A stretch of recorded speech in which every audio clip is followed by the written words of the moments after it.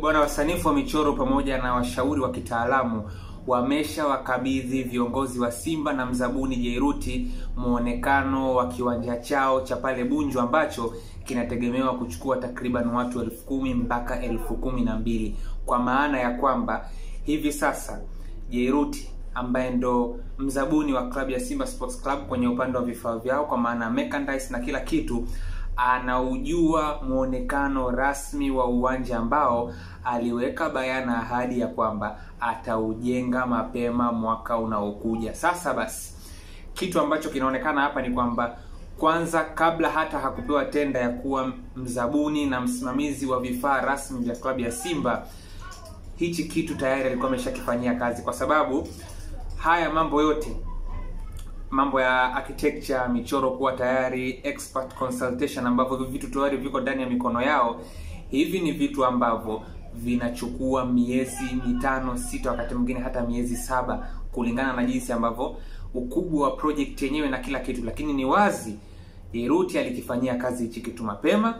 Hichi ni kitu ambacho kiko ndani ya mikono yake kwa muda mrefu sasa hivi, na ni moja kati ya hatua muhimu, kwa sababu hii ndio inakwenda kukurahisishia wewe kujua exactly nini ambacho unakwenda kukifiatua mwisho wa siku kwenye ardhi ambayo unakuwa tayari umeshaitenga kwa ajili ya ujenzi wa kitu husika. Sasa basi, kitu ambacho kinaendelea kwa wakati huu, kuna vitu takriban vitatu ambavyo inabidi na venyewe pia mchakato wake ukamilike ili ujenzi rasmi wa kiwanja cha nyumbani cha Simba uweze kuanza mara moja katika kiwanja chao pale Bunju.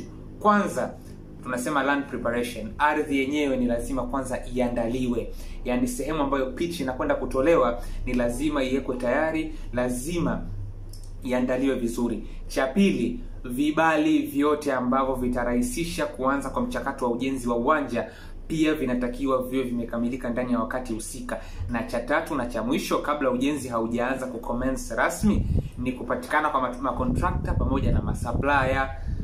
Tenda itangazwe, jamani, kuna uwanja hapa tayari, wafanisi washauchora kila kitu, ushauri wa kitaalamu umepita hapa, tunahitaji watu ambao wanaweza kuifanya hii kazi kutujengea. Sasa hapo unaangalia gharama ambazo utatakiwa kuzitoa kwa kila ambaye atakuwa anajaribu kuchukua hiyo tenda, utaangalia uharaka wa ufanyaji wao wa kazi, kwa hiyo gharama ambazo utatakiwa kuwalipa pia mwisho wa siku. Kwa hiyo hivyo ndio vitu vitatu ambavyo inabidi sasa hivi vianze kuendelea, na ndio bila shaka vinaendelea kwa kiasi kikubwa sana. Ardhi kuanza kuandaliwa, hati na kila kitu ambacho kinatakiwa kuhakikisha kinapatikana kwa ajili ya kuanza ujenzi rasmi, lakini pia cha tatu na cha mwisho, contractor na masupplier ambao ndo watakuwa wanaleta mzigo na kuhakikisha kwamba nondo, mbao, zege, chuma zote zinakwenda kusimama kwa niaba ya uwanja ambao Simba wanajaribu kuutengeneza hapo Bunju. Sasa basi, mara baada ya hayo yote kumalizika, maanake ndipo ujenzi rasmi wa kiwanja chao utakuwa tayari. Sasa Jairuti mwenyewe alibainisha kwamba Januari 2026 ndipo anatarajia kwamba ujenzi rasmi wa kiwanja uanze, lakini hiyo itategemea na jinsi ambavyo hivyo vitu vitatu vitakwenda. Sasa basi, kwa kuwa wanachokijenga Simba ni uwanja tu, ama Jairuti ahadi ambayo ameitoa yeye kwa maana ya huo ujenzi mkubwa ni wa kiwanja peke yake, maana yake kama kila kitu kitakwenda kama ambavyo wamepanga, mara baada ya hayo yote ambayo nimeyataja matatu kuwa tayari, wanaakisi kwamba huenda ujenzi ukachukua mwaka mmoja, yani mpaka kiwanja cha watu takriban 10,000 mpaka 12,000 kikamilike, ni ujenzi ambao utachukua mwaka mmoja kama kila kitu kitakwenda kama ambavyo wamepanga.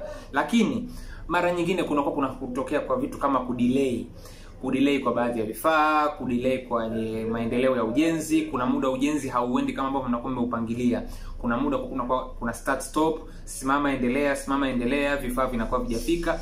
Hata ikiwa imetokea situation ama dharura ya namna hiyo, basi kwa kuchelewa sana, uwanja wa watu 10,000 mpaka 12,000 ambao Simba wanategemea kuujenga kwa kupitia mkono wa Jairuti utachukua takriban mwaka mmoja na miezi 6. Kwa hiyo hicho ndicho ambacho kinaendelea kwa upande wa Simba Sports Club na utaratibu wa uwanja wa nyumbani ambao mzabuni wao wa vifaa vyao rasmi, merchandise zao Simba, Jairuti aliweka bayana kwamba anaendelea na mchakato huo. Kwa hiyo moja kati ya vitu muhimu sana ambavyo alivifanya kabla hata hakupewa tenda ya kuwa mzabuni wa Simba, ni kuhakikisha kwanza ana ramani kamili ya uwanja ambao yeye alikuwa anaamini atakwenda kuuweka kama sehemu ya kujaribu kuwashawishi viongozi wampe tenda ya kuwatengenezea vifaa vyao rasmi vya klabu yao. Ndio maana mwisho wa siku ikawa ni rahisi kwa yeye mchakato ule. Na kusema la ukweli, kuna baadhi ya wapinzani wao ikiwemo Young Africans ndio wako katika kuangalia uwezekano wa kuiendeleza hii pre-construction na planning phase, kuandaa hiyo michoro na kila kitu. Lakini michoro, ushauri wa kitaalamu, hivi ni vitu ambavyo tayari viko kwenye mikono ya Simba, mikono ya viongozi, mikono ya Jairuti. Wanajua kiwanja chao kitakuwa na muonekano gani, wanajua majukwaa yatakuwa vipi, wanajua kila kitu. Lakini kuna mambo mengine hayo.